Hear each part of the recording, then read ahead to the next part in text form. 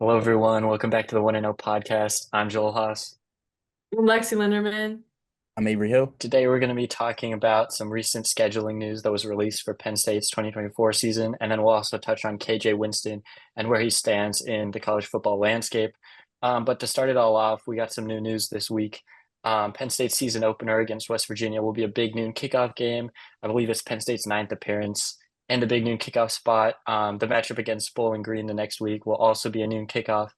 And then a few more times were released after that, including Illinois and Wisconsin both being night games, or at least preferred night games by NBC. So that's not officially confirmed yet, but it looks like NBC is kind of eyeing those two matchups to be their night game.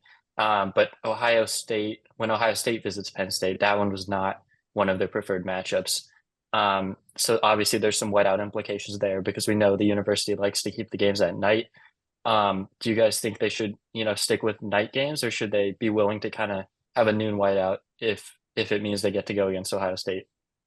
I think that they probably should stick with the night. I mean, it's just what they've been doing in the past. I think the problem is that with all these big noon kickoffs and like all these different scheduling times, it's just the whiteout has just become a game against an easy opponent, it seems like. I mean, Iowa and Minnesota the past 2 years have definitely been indicative of that. And then if the whiteout's against Illinois this year, I mean, that's another matchup where Penn State should come out on top handily.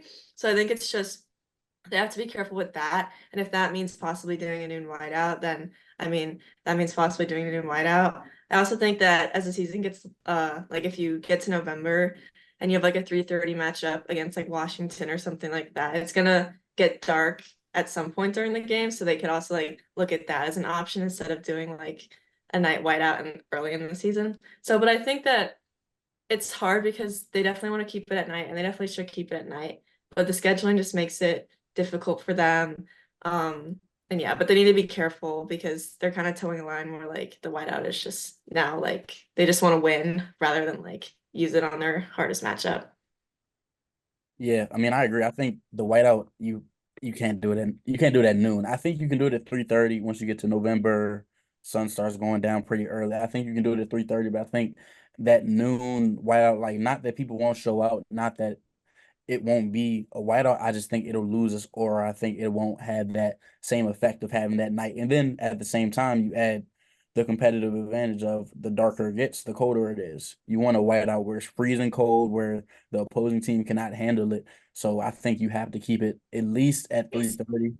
I think noon, no, it won't work.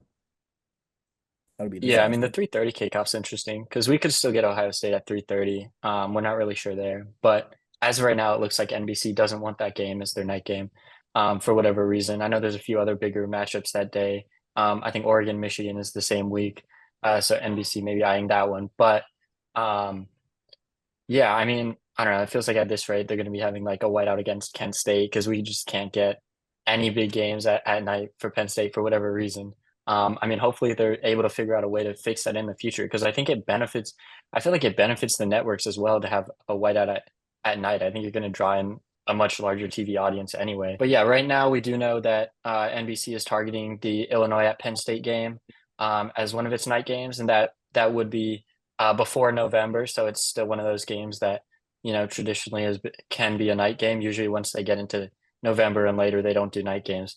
So I mean, Illinois right now, I think is probably the betting favorite um, to be the whiteout, which I mean, I think there's a little bit of juice there just based on what happened last time Illinois came here with that 9 overtime game and everything like that. You kind of want to get your revenge and things like that. That's also the homecoming game.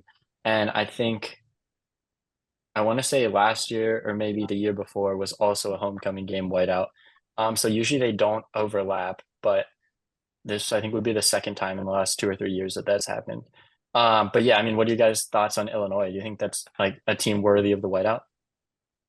No, I don't. I mean, Illinois is probably not going to be good like at all this year. I mean, they just don't really have much going for them. Like I'm thinking my tier rankings of the conference, I had them, if not at last, maybe second to last in the conference. Like I don't really think Illinois, even though you had the 9 overtime game, I think there's nothing behind that, nothing to kind of look forward to on Illinois to make fans be like, okay, this is really like, a game that I really want to watch. So I think it's Illinois will be hard. But I will say, like, just in general with the whiteout, I don't think that it'll like as the years go, I think it'll get better. Again, the schedule will kind of change every year. And with the Big Ten expanding, you have or already expanded, you have more teams, which means you have a chance to get playing maybe Oregon at Penn State earlier in like maybe October.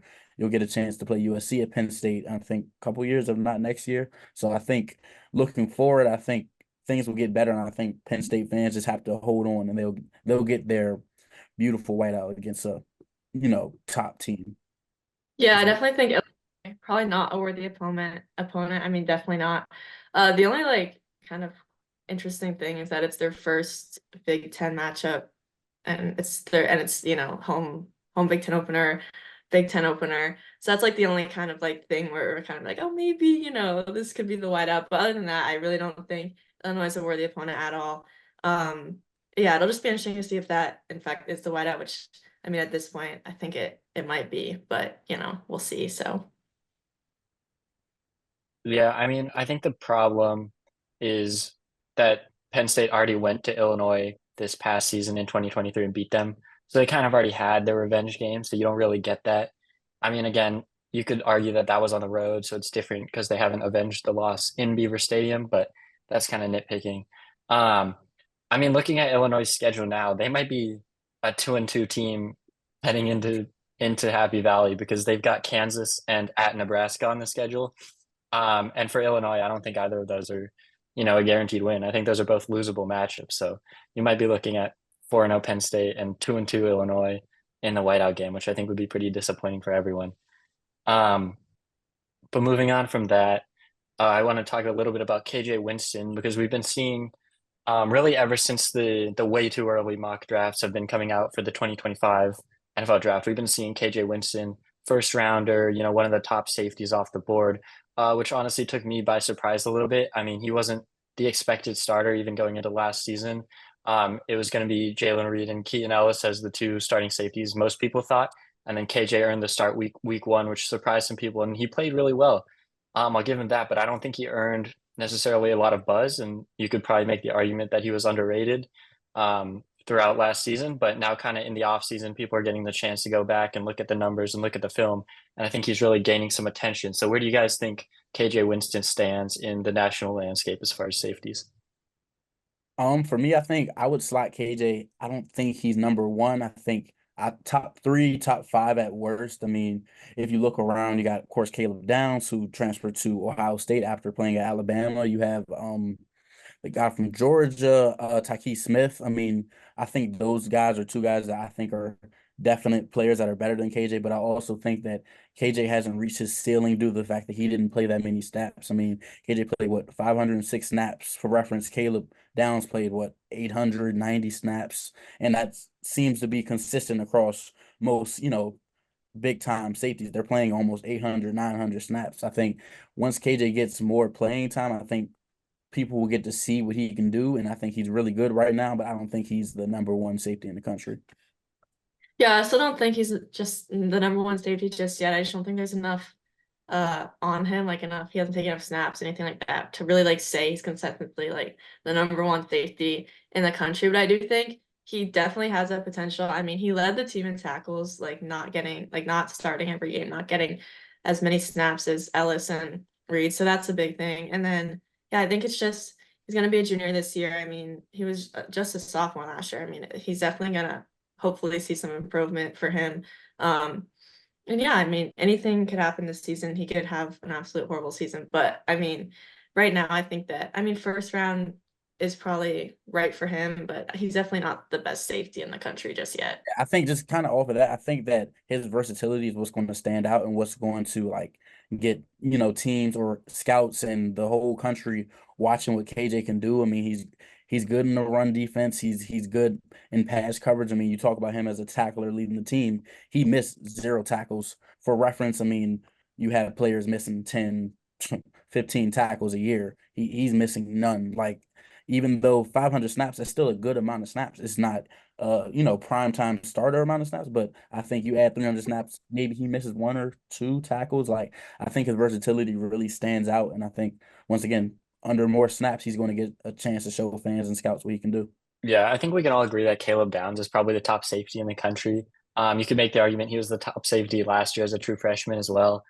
So I mean, he's not even draft eligible after this season. He'll be back for another year, but yeah, went to Alabama, transferred to Ohio State this offseason, so Penn State will get to go against him.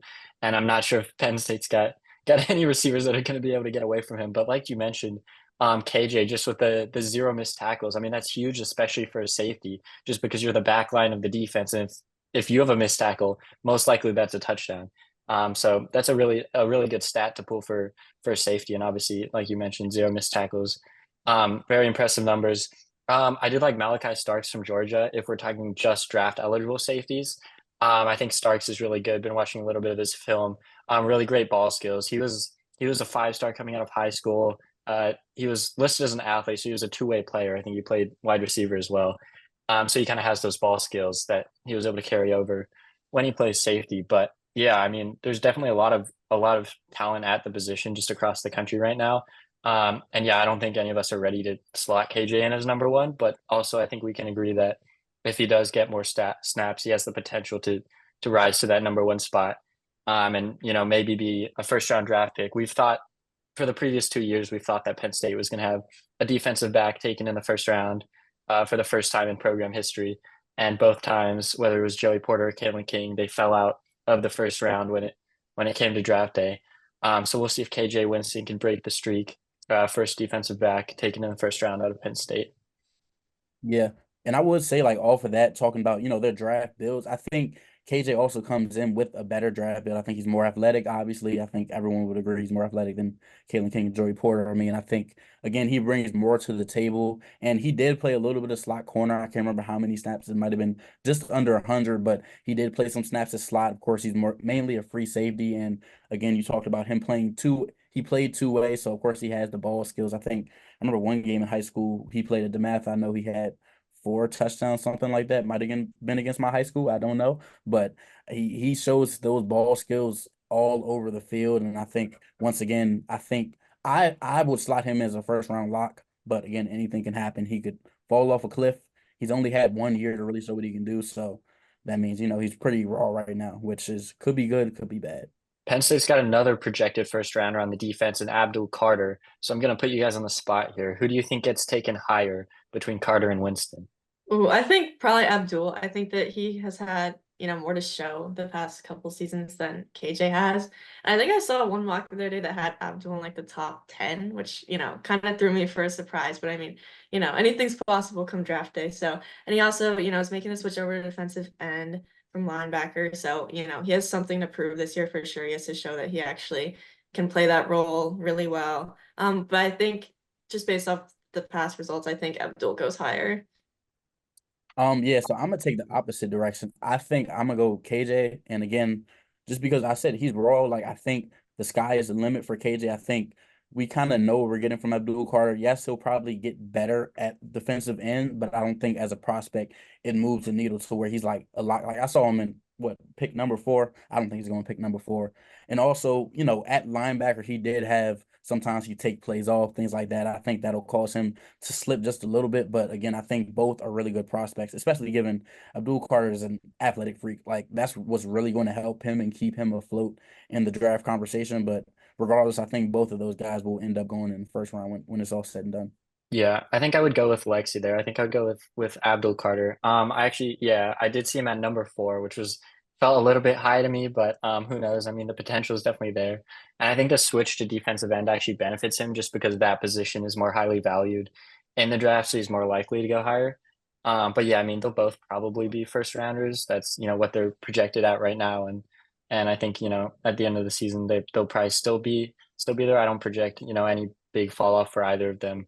I think we've seen enough to know that that's not really going to happen. I mean, I think the draft board is really what's going to determine that. And of course, where teams fall, which is of course an every year thing, I know. But you look at, of course, you got Shador Sanders, you got Shiloh's there, but he's not going first round. So, anyways, we had Shador Sanders, we had Travis Hunter. I mean, you have Quinn Ewers. Is there's a lot of guys in the skill positions that may bump Abdul Carter back a little bit. I know you saw it with this year. This year wasn't really the most edge friendly draft. It wasn't a terrible draft, but there's years where you got guys going number one, like Trayvon Walker, guys like that. So I think that could be the one thing that holds Abdul Carter back. And even going off of that, you could say the same for KJ. I mean, safeties, they're hard to come by nowadays. Like, you may have one or two safeties that you're like, these are really good safeties in the draft. So it's pros and cons, because once again, KJ could shine, and it's like he's the best safety by far. Like, he's an easy lock top 15 pick. Possibly. I'm not saying he's top 15. I'm saying, of course, if he maximizes his potential, he could be easily. So, all depends. So EA Sports recently released the college football 25 gameplay deep dive, and we got to see a little bit of Penn State in there. Most notably, we got to see the whiteout environment, and in the top corner, you could see that it was listed as the second toughest environment to play on, or to play in all of college football. They had LSU, Death Valley at number one. Georgia came in behind them at number three. So a couple of SEC schools there sandwiched around Penn State. But do you guys think number two is a fair rating? Yeah, I think so. I mean, I think obviously you could bump it to number one. I mean, just being in the crowd, I know it's insane. It's loud. I mean, I've never been to an LSU or Georgia game, but I definitely think it's up there and it can easily be number one. I think number two is pretty fair though. I mean, the SEC schools, every game is packed, just because they care a lot, obviously. But I mean, so does Penn It State, and just so I means think more. so so I think that I think two is pretty fair, but I also think, especially the whiteout, I think whiteout could 100% be number one. I mean, it's been called the greatest show in college sports by so many analysts, so many commentators. So, I mean, I think number two is about accurate, but I could definitely see it being number one for sure. Yeah, I agree. I think number two is kind of perfect for them. I mean, again, LSU, like that Valley, like that's a different atmosphere. I mean, I think you could have made the argument to move up Florida State if it was 10 years ago. No, I don't see any other team passing Penn State, but I don't see Penn State passing LSU as well. I mean, I think the only difference is down south. I just feel like they do it different. I mean, I've been down south and I hear the conversations had down south compared to the conversations up north is different. Again, Penn State is an outlier, but I think that SEC, like they just love football. Like it's different, and I think that makes sense. And I would agree with LSU being number one and Penn State sliding right behind them at number two. Yeah, I mean, I think you could make the argument for Penn State at number one if you wanted to, but at the same time, like number two, it's still right up there at the top. I don't think there's going to be too many people complaining. It's not like it's something egregious like, eight or nine or whatever. But yeah, I mean, you get Death Valley number one, Happy Valley number two. I don't know. What are your guys' thoughts on just Penn State in the game, how it's been portrayed so far? All the things that we've seen from the Nittany Lions in the game. I mean, with me having first person perspective, actually being at Penn State, I mean, I would say it's pretty accurate. I mean, I've kind of been looking and seeing like if there was any small details that I thought would be, because being at Beaver Stadium so much, you kind of get to know how it is, and even like looking at the S zone, everything. I think they did a pretty good job.